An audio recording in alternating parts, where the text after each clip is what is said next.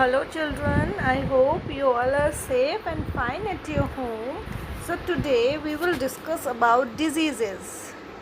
A disease can broadly be described as a condition when one does not feel at ease or feels unwell.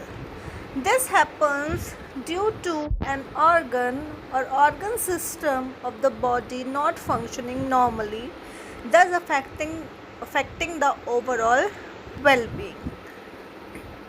We can make out that the person is unwell by the symptom: headache, body ache, cough, cold, fever are many diseases we see in our day-to-day life. Types of diseases. There are two types of diseases: communicable diseases and non-communicable diseases. Communicable diseases are those that can spread from one person to another.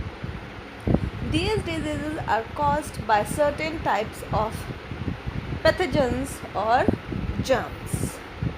These are also called infectious or contagious diseases. These are spread through fungi, bacteria, protozoa, and viruses. Some communicable diseases are malaria, tuberculosis, influenza. Modes of transmission of communicable diseases. Communicable diseases spread in different ways. First, through infected food and water. Improperly stored food and improperly stored water contain germs, and also spoiled food and uncovered food contain germs. Flies, cockroaches, rats come in the food and eat that food, and the germs get transferred to the healthy food, and the diseases spread by eating infected food or by drinking unclean water are diarrhea, cholera, typhoid, tuberculosis, jaundice, dysentery, and food poisoning. When flies sit on garbage, human feces, animal excreta, etc., the germs present there stick to their legs. And when these flies sit on uncovered food, the germs are transferred to the food, just thus contaminating it. If we eat this infected food, we fall sick. Second, through the air. Airborne diseases spread through air. The spit of the person suffering from tuberculosis contains the disease causing germs. These germs are released into the air whenever this person spit out, sneeze, or cough. The infected air carries the germs to healthy people infected them too. The most common airborne diseases affect the respiratory tract or the eyes. Some airborne diseases are viral fever, cough and cold, diphtheria, measles, and mumps. Third, through insects and animals. Certain diseases are caused because of an animal bite or an insect sting. Mosquito causes malaria, bedbugs causes dengue, lice causes yellow fever, Titus flies causes sleeping sickness, and fleas causes plague. When they sting a healthy person, the germs are injected into the blood of the healthy person.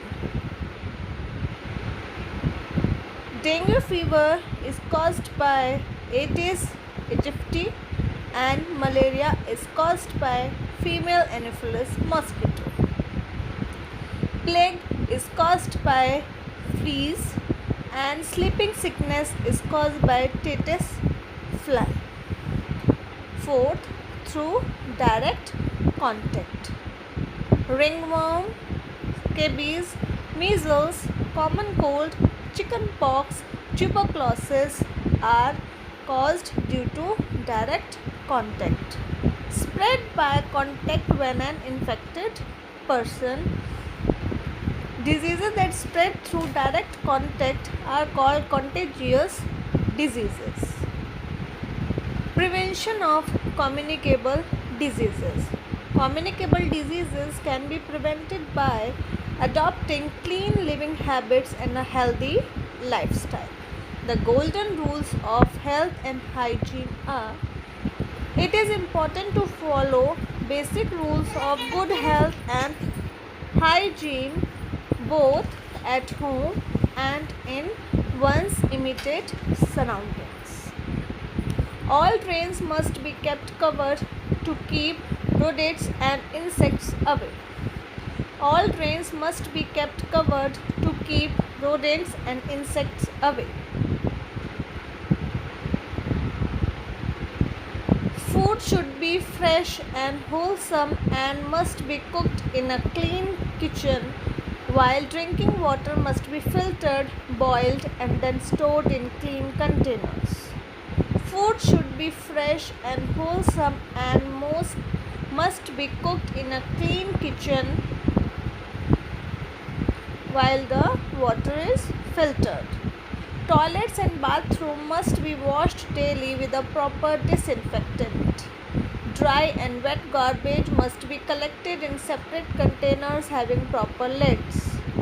Vaccines are very effective in preventing the spread of certain diseases. Children are vaccinated at different ages from the time of birth. People who are vaccinated develop resistance against those diseases.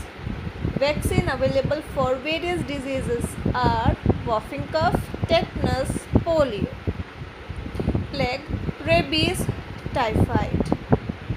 In case there is a person suffering from a communicable disease, the patient should immediately be shifted to a separate room and must be given separate articles of daily use to avoid direct contact and thereby spread of diseases. Prescribed diet and medicines must be given to the patient on time. All things used by the patient must be washed separately and must also be properly disinfected. Toilet used by the patient must be washed daily with a disinfectant. That's it for today.